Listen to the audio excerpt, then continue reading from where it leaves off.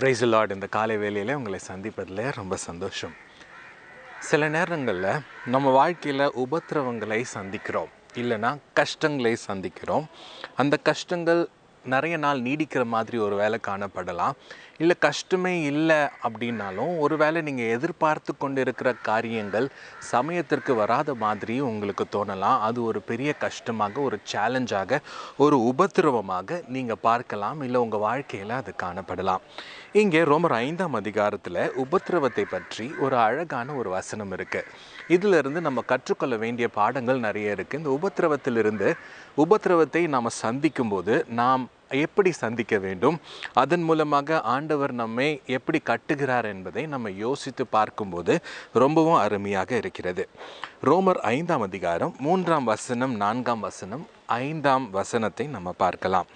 இங்கே இப்படியாக சொல்கிறது, ரோமர் 5:3, அது மாத்திரமல்ல, உபத்திரவம் பொறுமையையும், பொறுமை பரீட்சையையும், பரீட்சை நம்பிக்கையையும் உண்டாக்குகிறதென்று நாங்கள் அறிந்து உபத்திரவங்களிலும் மேன்மை பாராட்டுகிறோம். ஸோ இங்கே எப்படி சொல்கிறாருன்னா, உபத்திரவம் உங்களுக்கு சில காரியங்களை கற்றுத்தருது, அதனால் உபத்திரவத்தில் மேன்மை பாராட்டுகிறோம் அப்படின்னு சொல்கிறாரு. என்னென்ன காரியங்களை கற்றுத்தருது? உபத்திரவத்தை நாம் சந்திக்கும்போது நம் வாழ்க்கையில் நம்மளுடைய ஃப்யூச்சர் லைஃப், அதாவது இன்னும் பல வருஷங்கள் நம்ம இந்த உலகத்தில் இருக்க போகிறோம், நம்ம பல வருஷங்கள் இந்த உலகத்தில் வாழ்வதற்கு பொறுமையை இந்த உபத்திரவம் நமக்கு கற்றுக் கொடுக்கிறது. சேலஞ்சஸ் என்ன செய்கிறது அப்படின்னா, நம்மளுக்கு பேஷன்ஸை நமக்கு கற்றுத்தருகிறதா இருக்கிறது. அடுத்தது பொறுமை பரீட்சையையும், பரீட்சை நம்பிக்கையும். இங்கே பொறுமை பரீட்சையும் அப்படின்னா என்ன அர்த்தம்? பரீட்சைனா டெஸ்ட்டா?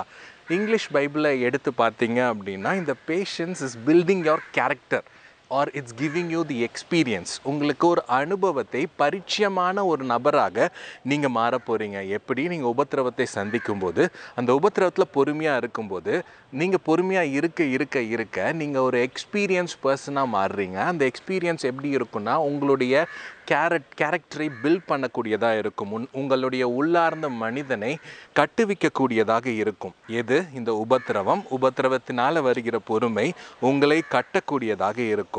நீங்கள் நல்ல ஒரு பரிச்சயமான நபராக நீங்கள் மாறும்போது அது உங்களுக்கு நம்பிக்கையையும் உங்களுக்கு தரப்போகிறது.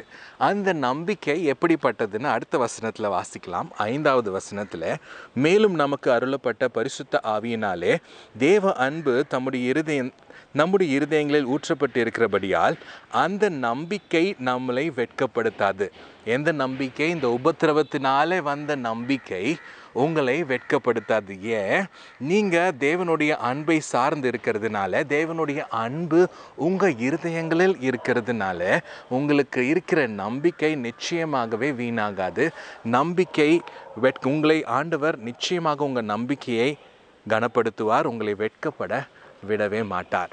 நீங்கள் ஒரு வேளை பிரச்சனைக்குள்ளே கடந்து போகலாம், சோர்ந்தே போகாதீங்க. அந்த பிரச்சனையின் மூலமாக ஆண்டவர் உங்களுடைய உள்ளார்ந்த மனிதனை கட்டி கொண்டிருக்கிறார். நீங்கள் ஒரு ஸ்ட்ராங்கான மனிதனாக, ஒரு நல்ல ஸ்ட்ரெங்க் உள்ள பலவானாக ஆண்டவர் உங்களை மாற்றி கொண்டிருக்கிறார். அந்த பலவானாக நீங்கள் மாறும்போது உங்களுக்கு இருக்கிற நம்பிக்கையும் பெருகும். ஆண்டவர் உங்களுக்கு நம்பிக்கையை பெருக பண்ணுகிறதுனால அந்த நம்பிக்கை நிச்சயமாக உங்களுக்கு நல்ல காரியங்களை கொண்டு வரும். உங்களை நிச்சயமாக ஆண்டவர் வெட்கப்பட விடமாட்டார். நாம் ஜெபிக்கலாம். அன்புள்ள பிதாவே, இந்த வார்த்தைக்காக உமக்கு நன்றி செலுத்துகிறோம். ரோமர் 5ஆம் அதிகாரத்திலிருந்து நீர் தந்த வார்த்தைக்காய் நன்றி. ஒருவேளை நாங்கள் சோதனைக்குள்ளே, உபத்திரவத்துக்குள்ளே கடந்து போனாலும் அந்த உபத்திரம் எங்களுக்கு பொறுமையை கற்றுக் கொடுக்கிறது. எங்கள் வாழ்க்கையில் எங்கள் உள்ளார்ந்த மனிதனை கட்டக்கூடியதாக இருக்கிறது. உங்கள் மேலே நாங்கள் வைத்திருக்கிற நம்பிக்கையை அதிகமாக்கக்கூடியதாக இருக்கிறது. ஆண்டவரே, உம்முடைய அன்பு எங்கள் உள்ளத்தில் நிரப்பட்டும். மேலே இருக்கிற நம்பிக்கை எங்கள் உள்ளத்தில் அதிகமாகட்டும்ப்பா. அந்த நம்பிக்கையை நிச்சயமாக நீங்கள் வெட்கப்பட விட மாட்டீங்க. அப்படி நீ செய்ய போகிற கிருபைக்காய் உமக்கு நன்றி. இயேசுவின் நாமத்தில் பிதாவே, ஆமென்.